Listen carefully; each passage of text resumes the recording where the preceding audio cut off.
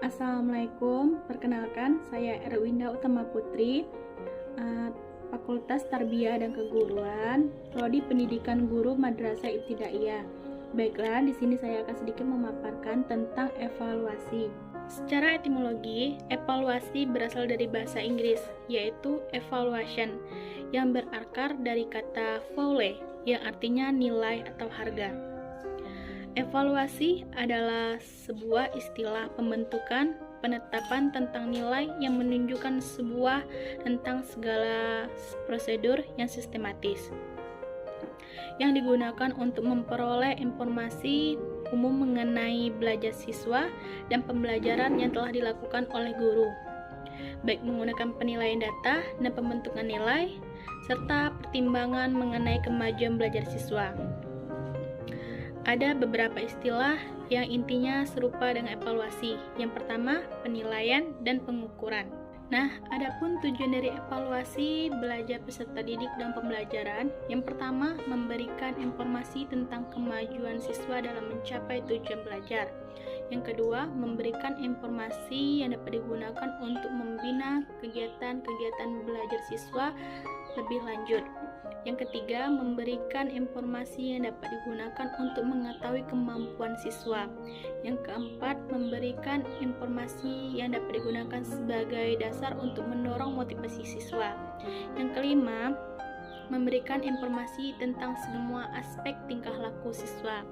Dan yang keenam, yaitu memberi informasi yang tepat untuk membimbing siswa memilih sekolah.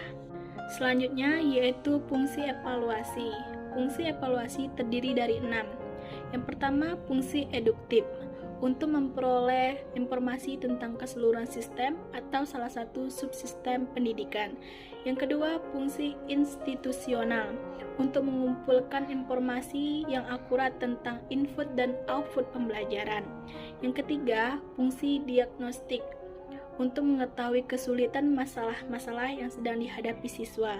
Yang keempat, fungsi administrasi, menyediakan data tentang kemajuan belajar siswa. Yang kelima, fungsi kurikuler, menyediakan data dan informasi yang akurat dan berdaya guna. Yang keenam, fungsi manajemen, merupakan bagian integral dalam sistem manajemen. Selanjutnya yaitu prinsip evaluasi.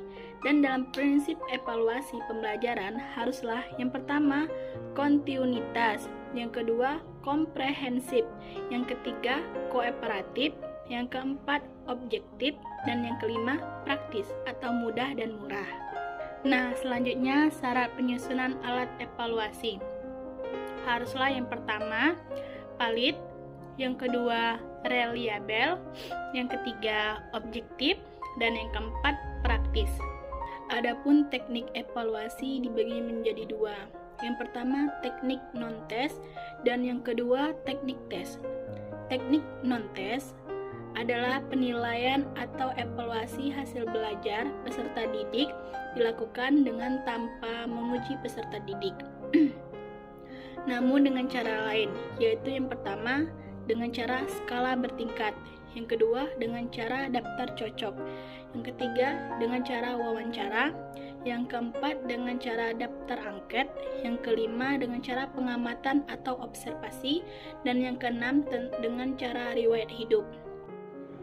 Nah, sedangkan teknik tes di sini yaitu dilakukan dengan cara memberi tugas. Teknik tes di sini dibagi menjadi 2, yaitu tes objektif dan tes subjektif. Nah, mungkin hanya ini yang dapat saya jelaskan tentang evaluasi. Saya akhiri. Wassalamualaikum warahmatullahi wabarakatuh.